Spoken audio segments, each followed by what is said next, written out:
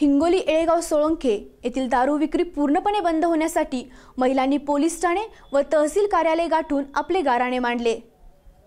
येळवेगाव येथील मागील कित्येक दिवसांपासून अवैध दारू विक्री होत असून वारंवार तोंडी सांगूनही बीट जमादार कारवाई करत नसल्याने गावातील 150 ते 200 महिला औंढा पोलीस ठाण्यात दाखल झाल्या व जाब विचारू लागल्या। मोठ्या प्रमाणात महिला दाखल झाल्याने काही काळ तारांबर उडाली। उत्तराने समाधान न झाल्याने त्यांनी थेट तहसील कार्यालय गाठले व येथेही निवेदन देऊन गावातील अवैध दारू विक्री थांबवा व अनेकांचे संसार उद्ध्वस्त होत असल्याने त्यावर कारवाई करावी, अन्यथा बेमुदत उपोषणाचा इशाराही दिला आहे।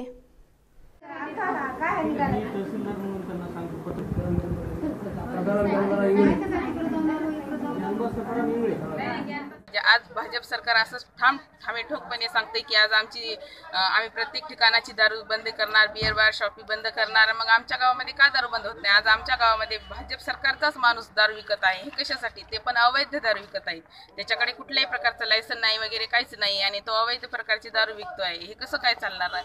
भाजप सरकार याची कधी दखल घेणार?